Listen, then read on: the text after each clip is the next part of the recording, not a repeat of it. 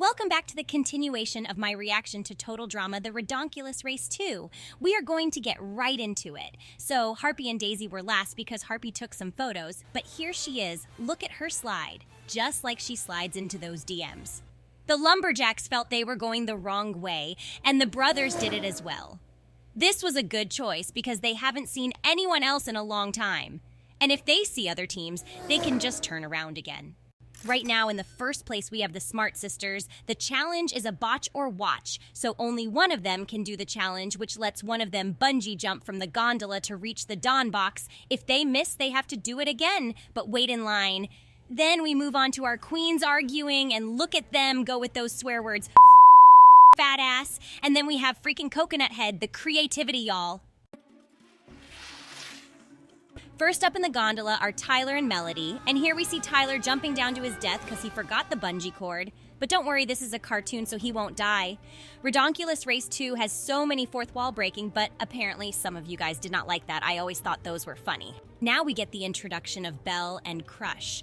My intention with this time was that they were going to be the powerhouses when it comes to the physical stuff, because there is always a team like that in The Amazing Race. That's why they are teaming up with the Smart Sisters later, because you know it's always brain versus muscle. So why not let them work together? In this episode, Crush was supposed to appear more soft and he looked like a nice guy just for the cameras, but that was boring, so he later becomes more of a meathead and a douche and always picks on Belle. Sometimes it can be fun, other times you just hate Crush. Their purpose was to be the strong team who always finished top 5 in every leg, so I can see why many of you didn't like them.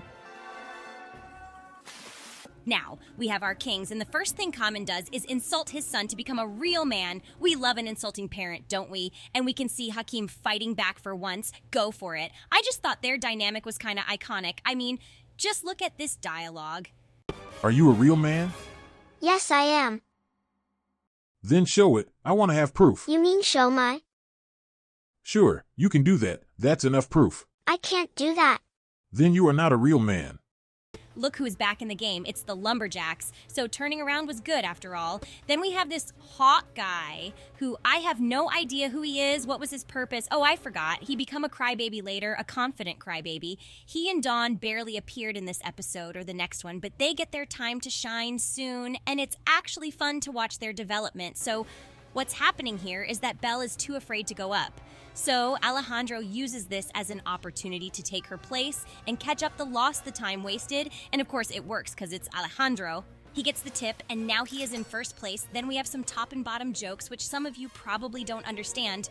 And they now have to find the chill zone, which is at Pyramid Lake. And another fact about Ridonculous Race 2 is that all these places are real. So when looking for a location, I had to use Google Maps and find which landmarks I could go to, how far was to each one, etc. For me, everything had to be realistic, just like in The Amazing Race. For example, Pyramid Lake is just 12 minutes from Jasper, which is around 3 hours from Edmonton, so that's kind of realistic for an Amazing Race episode. Now we have Belle and Crush with their romantic moment. They were supposed to be based on Robbie and Brookie from Amazing Race 25. This moment was just bland and boring, but kind of cute at the same time. But he basically encourages her into doing the challenge, so Belle gets confident and connects with Melody. And what do you know? They both get the clue. After that, Gwen's exes arrived, and they were dead last because they never turned around. Even Queen Harpy beat those boys, just the first step of their downfall caused by my anti-Duncan feelings. Now it's getting spicy at the father and son, with Hakeem refusing to ride the gondola and saying that Kamin is a bad father and doesn't care, which is true. Hakeem threatens with the "let me take a penalty or you don't love me." And Mr. Boys Are Better Than Women says that he doesn't care. This is where we all stood up together and became Hakeem fans. So we are in the chill zone, and in the first place are the brothers Alejandro and Jose, and their prize is Tada. It's Mr. Coconut. You wonder why they got a prize? Well, just like in The Amazing Race, the first place team usually always gets a prize. It's often a trip for two from a sponsor, or just a cash prize, or even cars. But I have no sponsors and no money from YouTube, because they demonetized me, so they will get some mediocre prizes like Mr. Coconut. You probably think this is random, but no, Mr. Coconut actually comes in handy in a future episode and probably saves the day. Then we have our second and third placers, which were the Smart Sisters and the Wrestlers, and this is just the beginning of a powerful alliance that will dominate the game, but at the same time flop. Cough Cough Elodie in episode 3 flopped. Next up is 4 more teams, the Silent Lovers, Lumberjacks, Low IQ couple, and of course the iconic Queens, Heather and Lashana, who came in 7th. This means there are 5 more teams left. Kamin is now sensing regret, and you know what that means, character development. As Hakeem is going higher and higher, Kamin feels bad and stops the gondola. Is he going to insult him again? Nope, he accepts his son's wish, and they decide to take a penalty, so they arrive at 8th place but get a 2-hour penalty. A lot of you complained that this was too long, but this is how long it is in Amazing Race. It might even be up 4 hours, depending on the challenge. Well, the question now is, will any of the team fall behind enough to not make it, or will this penalty be the end for the father and son? Well, it doesn't look good, as Kelly just made it, and it has finally started to get dark, and they have 1 hour and 8 minutes left, which is a lot, actually.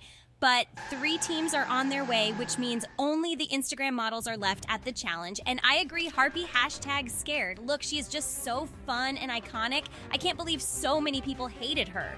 Now we are getting a montage of the last few teams slowly arriving at the chill zone. Meanwhile, Harpy is finally going the challenge. It's down to the final 2. Who will make it? The father and son or the Instagram models? Daisy's getting mad at Harpy for not caring so much about the race. So from now on, Harpy will focus more on the race, but only if they stay, of course. And will they do that? Well, let's find out.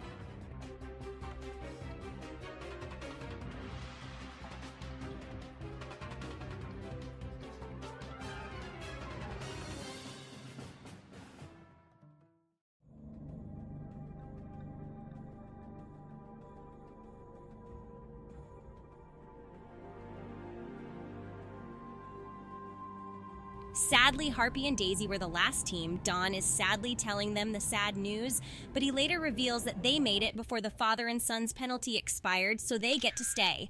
That means we will have to say goodbye to our iconic kings, coward Hakeem and sexist Kamin. Even though they were eliminated first, I thought they had a super fun dynamic and good development and were just very fun to watch, even if Kamin was a piece of trash.